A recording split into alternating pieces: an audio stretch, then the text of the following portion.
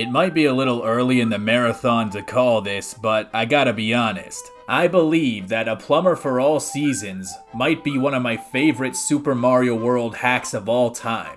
In the past, I've been a little bit neglectful of 2D Mario, I'm mostly a 3D guy. But early this year, I made a decision to start a series called Reviewing Every Mario Game, which of course required me to play and review every game with Mario in it. As a result of that, I had to play through the old school 2D Mario titles, and I actually started warming up to them a lot more. Super Mario World in particular is a razor-sharp game with a ton of memorable moments and remarkable game design, and definitely one of the top Super Nintendo titles, and after beating it for the Mario series, I developed a new appreciation for it. And you might say, Bino, if you love Super Mario World so much, why don't you marry it? To which I say, what are you, 7? But no, I cannot marry a video game, and if I could, not that it matters, it would be Metal Gear Solid 2. But I can do the next best thing, which is to show off some really great ROM hacks, which brings us to the topic of today's video, A Plumber for All Seasons. This is a mod that has been requested numerous times in the past, so I made this one a high priority pick from the get-go, and I'm very happy that I did, because this is an exemplary demonstration of Super Mario World's ROM hacking capabilities. And because it takes place across the 4 seasons, there really isn't a bad time to play this game. It's always appropriate for the season because it hits on all cylinders. All of the best video games manage to hit on all 4 seasons, like Mario Galaxy. Spring, summer, fall, winter, all 4 seasons are represented with such authenticity. Then you got Mario Sunshine. Everybody says this is the worst one because it only takes place during the summer, and they're 100% correct. Guys, I actually think Super Mario Sunshine is better than Galaxy, but don't tell nobody, alright?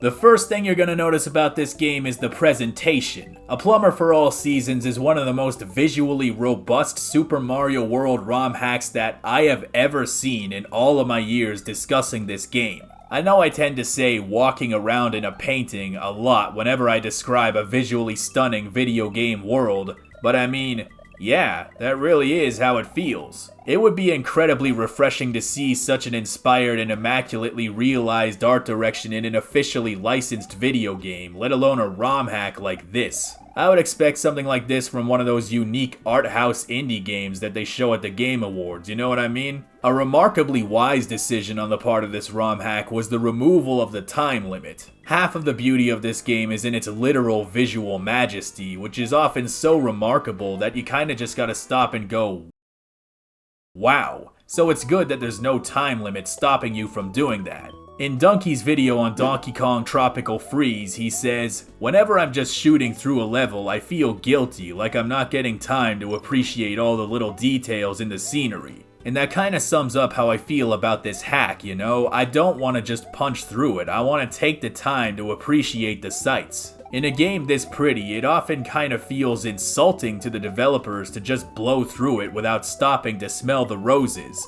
I don't know how many other people feel that way, but I'm sure somebody does. Funnily enough, the credits cite Tropical Freeze's predecessor as an inspiration for this game, as well as the scenery in northern Germany.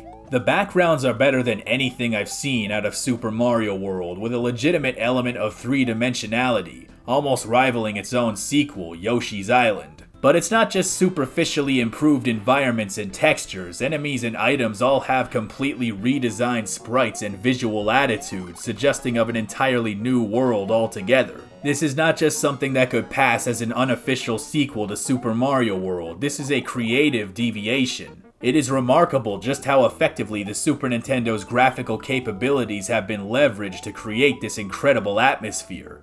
I especially love this one winter level where you go underwater and there's a vast sheet of thick ice that stretches off into the distance. There was once a time where this was the kind of stuff that would sell a video game console. You'll see this a lot in the game, where it yields a phenomenal sense of depth and expanse. One of the coolest little details is Mario's outfit. When you get 99 lives, his outfit changes to suit the season he's in, and it's a perfect finishing touch for the visual aspect of the game. It only makes sense that you would dress for the weather, right? It's also a very neat reward for getting 99 lives, which usually has to suffice as its own reward. Now you might be wondering how I was able to get 99 lives in the first place.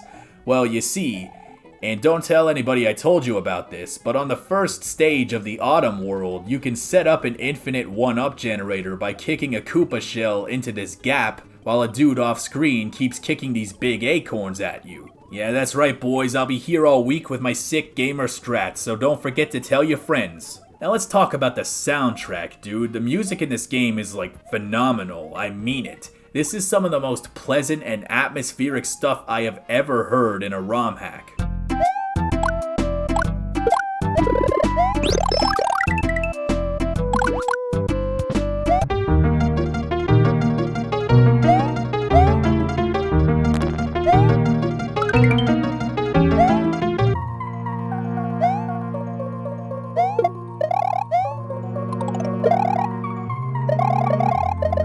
In terms of gameplay, this is still Super Mario World, although many of the challenges are a little more involved than the original title, relying heavily on the old spin jump on a spiky guy move. On the whole though, A Plumber for All Seasons is refreshingly easygoing. It's challenging in the right moments, but you're never going to be in a situation where you want to eat metal because the game is driving you insane.